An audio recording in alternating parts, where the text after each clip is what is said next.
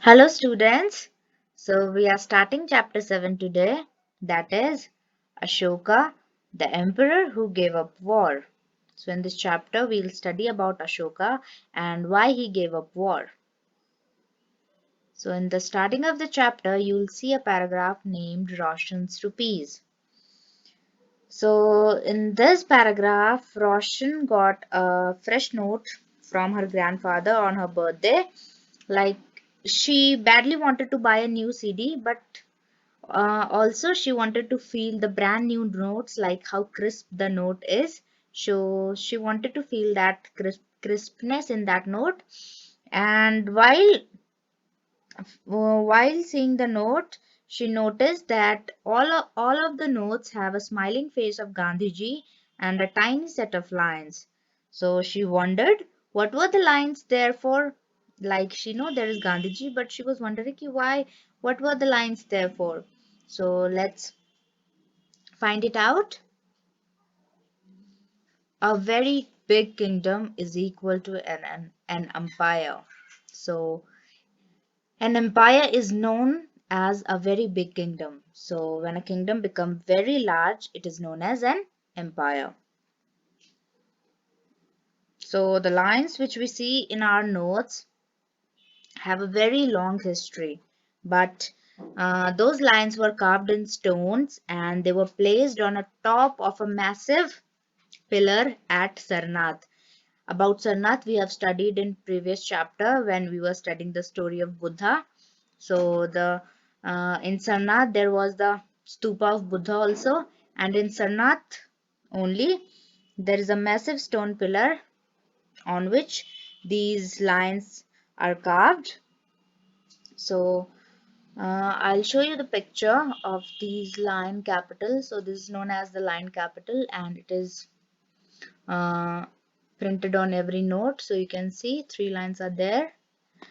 And so Ashoka was one of the greatest ruler of history, and the empire which he ruled was founded by his grandfather Chandragupta Maurya around more than 2300 years ago.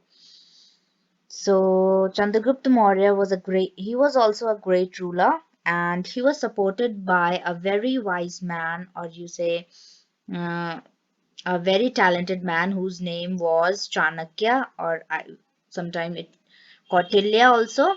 So he was having two names, Chanakya and Kautilya, and he was very talented, like extremely talented, or extremely.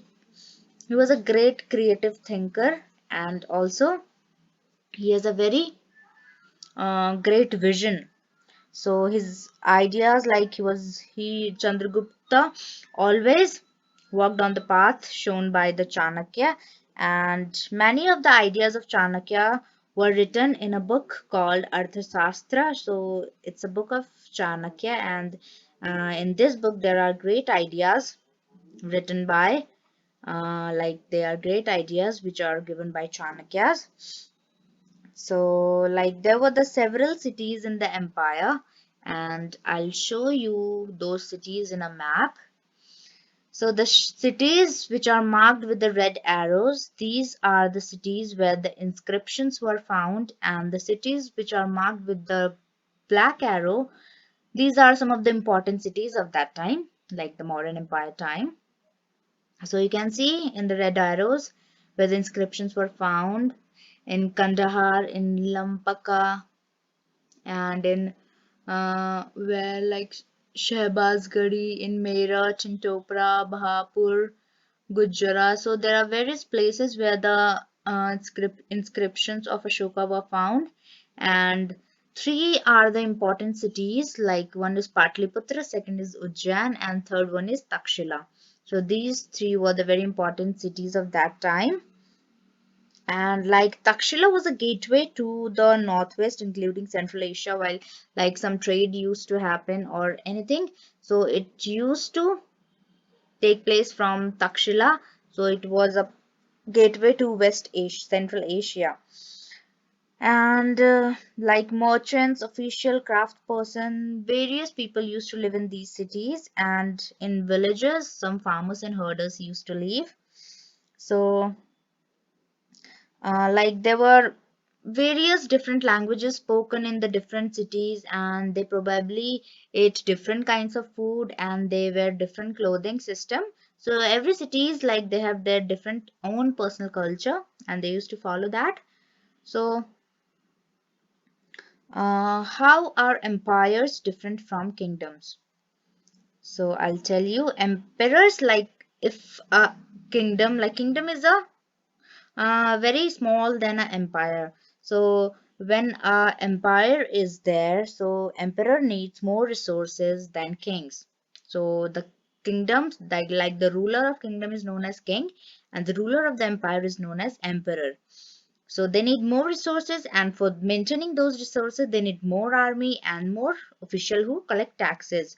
So like even the uh, population is more, so there are people, important people also needed more. So that's why empires are different from kingdoms in this way. Next is ruling the empire. So like the empire used to be so large, so different parts of the empire were ruled differently. Like some were in some part of the empire there were different ruler, and in some part of the empire there were different ruler, but one main ruler is there, and other rulers they come under that main ruler. So the area around the Patliputra, it was on like it was under the direct control of the emperor. Patliputra in present day it is in Patna, so it was under the direct control, and the emperor used to live in the Patliputra only. So like this means the officials who were appointed to collect the taxes from the herders, farmers, trade persons, like who lived in villages and the towns. So these officials was also punished sometime, like when they disobeyed the order of the ruler, or they did something wrong which they are not supposed to do. So they got punished, and they get very scary punishment for that. So like many of these officials which are maintained by the ruler, they were given regular salaries, and like messengers in the big empire, messengers were to and fro, like they used to pass the messages to the king or the mantri of that empire. And the spies, like some were the spies, they used to be like those spies were hidden, and they kept a watch on everything what is happening around. Is it happening in a correct manner, or there is some mistake or something wrong happening? So spies were also there to kept on a watch on the officials. So there were various provinces in the empire also, and they were having provincial capital. So Takshila and Ujjain were the two important provincial capitals, and like in those capitals, Takshila and Ujjain, some amount of control were from Patliputra, and like royal princes or governors, they used to visit these places to see is everything going right or not.